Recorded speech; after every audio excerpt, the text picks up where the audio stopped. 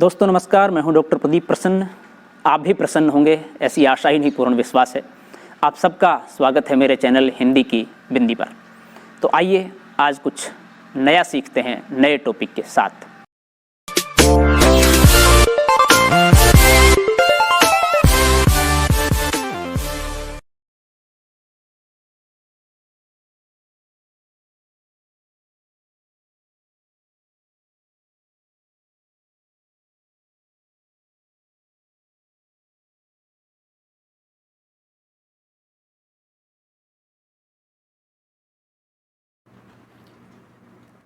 विद्यार्थियों, आज की वीडियो हम बना रहे हैं कक्षा 12 की हिंदी की पाठ्यपुस्तक अंतरा के कच्चा चिट्ठा पाठ, जिसके लेखक हैं ब्रजमोहन व्यास, के प्रश्न उत्तरों को लेकर के।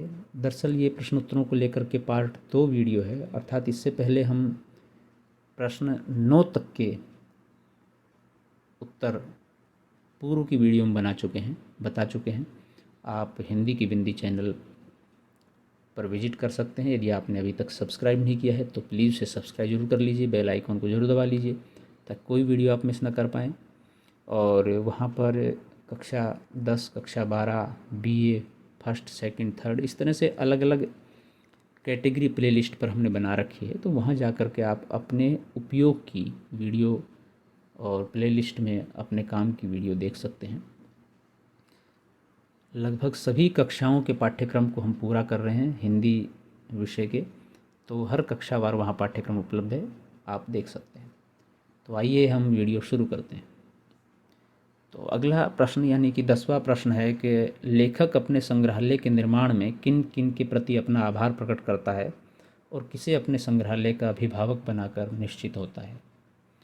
उत्तर है, लेखक इन लोगों के प्रति अपना आभार प्रकट करता है जो नीचे लिखे हुए हैं। Doctor Pannalal ICS, doctor Tarachand, Pandit Jawaharlal Nehru, master Sathe और मोता, राय बहादुर कामता प्रसाद, हिज हाइनेस श्री महेंद्र सिंह जूदेव नागोद नरेश, सुयोग्य दीवान लाल भार्गवेंद्र सिंह, स्वामी भक्त अर्दली जगदेव और डॉक्टर सतीश चंद्र काला को अपने संग्रहालय का अभिभावक बनाकर लेखक निश्चिंत हो गया। प्रश्न नंबर 11 है कि निम्नलिखित का अर्थ स्पष्ट कीजिए। जैसे कि के को ठीक कर लिया, कील कांटे से दुरुस्त था, मेरे मस्तक पर हसब मामूल चंदन था, सुरखाब का पर। इक्का यानी कि रिक्शे को कहते हैं, तांगे को कहते हैं, को अपने साथ ले जाने के लिए उससे पैसे की बात तय कर ली, कितना लेगा वो ठीक कर लिया। मतलब कील कांटे से दुरुस्त था, मार्ग में बहुत तरह की परेशानी होती है, इसलिए चलने से पहले ही देख लेना कि हाँ ये ठीक है, किसी तरह से कोई दुविधा तो नहीं है। कहीं कोई, जैसे अब तो हवा भरते हैं टायरों में, पहले हवा नहीं थी, वो तांगे के जो टायर वैसे होते हैं, तो उनमें कोई कील हो, कोई कांटा हो, कोई फक्चर निकल गई हो, इस तरह से। मेरे मस्तक पर हसबामूल चंदन था, मेरे सिर पर चंदन का तिलक वैसा था जैसा लगा था। सुरखाब के पर का मतलब होता है स्वयं को अति विशिष्ट मानना, विशेष मानना। सुरखाब एक पक्षी होता है जिसके पर बहुत कीमती होते हैं। अगला प्रश्न है, लोकोक्तियों का संदर्भ सहित अर्थ लिखिए। जैसे कि चोर की दाढ़ी में तिनका, न जाने के ही भेष में नारायण मिल जाए, चोर के घर छिछोर बैठा, यह म्याऊं का ठोर था। पहली का है, रजत पुलिस को देखकर घबरा गया, किसी ने सही कहा है कि चोर की दाढ़ी में ही तिनका होता है। अर्थात जिसने गलत किया होता है वह अपना जुर्म भावना से ही घबरा जाता है। अगला है, हमें किसी का अपमान नहीं करना चाहिए, न जाने के ही भेष में नारायण मिल जाए। अर्थात सबका सम्मान करना चाहिए, क्योंकि हम नहीं जानते वह कब भगवान के समान हमारी रक्षा कर जाए। अगला है, नत्थू का सामान किसी ने उड़ा लिया, किसने चोर के घर छिछोर पैठा किया है। अर्थात चोर के घर चोरी करने की हिम्मत करना। नेक्स्ट है, रतन का घर ऐसा है जैसे म्याऊं का ठोर हो, अर्थात बिल्ली के छिपने का स्थान। अगला प्रश्न है, अगर आपने किसी संग्रहालय को देखा हो तो पाठ से उसकी तुलना कीजिए। ये आप स्वयं लिख सकते हैं, जैसा आपका अनुभव हो, आपने कोई भी संग्रहालय देखा हो। हम आपको नमूने के रूप में फिर भी कुछ चीज़ें बता देते हैं। जैसे कि मुझे एक बार दिल्ली के राष्ट्रीय संग्रहालय जाने का अवसर मिला था। वह संग्रहालय दिल्ली के इंडिया गेट के समीप है। वह संग्रहालय कई मंजिला है। उसमें आज के युग की नहीं बल्कि बहुत पुराने मिट्टी से बने खिलौने, बर्तन, स्त्री आभूषण, कंकाल, वस्त्र इत्यादि मौजूद हैं। उस संग्रहालय को प्रत्येक युग के अनुसार बांटा गया है। वहाँ पर सुरक्षा के उत्तम इंतजाम हैं। प्रत्येक सामग्री को कांच के बॉक्स में सुरक्षित करके रखा गया है ताकि कोई उसे छुए नहीं, सिर्फ देख सके। चारों तरफ सफ़ेद रंग पुता हुआ है।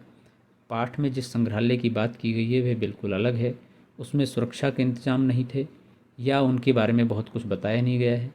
वह तो आरंभिक समय था किसी संग्रहालय के बनने का, ये भी एक कारण हो सकता है। तो आप इस तरह से किसी भी संग्रहालय में गए हों, उसकी विजिट को, उसकी यात्रा को आप अपने शब्दों में लिख सकते हैं।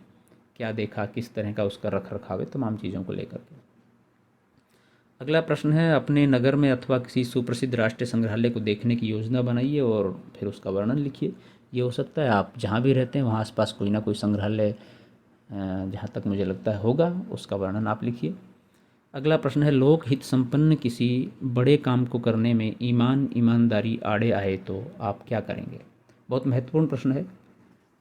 और देखिए, प्रश्नों का उत्तर सिर्फ किताबी आधार पर देना ही नहीं होता है, बल्कि एक समझ डेवलप करता है विद्यार्थी की। ये सब प्रश्नों का महत्व इसलिए होता है कि आप जिस कक्षा में पढ़ रहे हैं उस कक्षा के ज्ञान से आप अपने विवेक को सुदृढ़ करते हैं।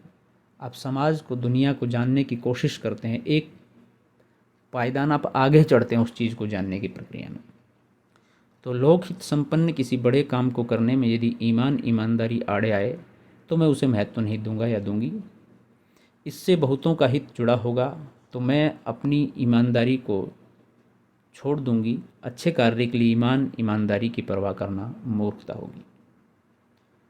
तो विद्यार्थियों, ये थी आज की वीडियो। आपको कैसी लगी हमें ज़रूर बताएं। अच्छी लगी तो लाइक कीजिए, शेयर कीजिए, कमेंट्स कीजिए और चैनल को सब्सक्राइब करना न भूलें। ये कच्चा चिट्ठा पाठ के सभी प्रश्नों के उत्तर हमने आपके समक्ष रख दिए हैं। आपके मन में फिर भी कोई सवाल है, कोई जिज्ञासा है, कुछ पूछना चाहते हैं तो आप कमेंट्स के माध्यम से पूछिए, हम उसका निदान करने की कोशिश करेंगे। आज के लिए इतना ही। नेक्स्ट वीडियो में नेक्स्ट टॉपिक के साथ फिर मिलते हैं। तब तक के लिए शुक्रिया, नमस्कार।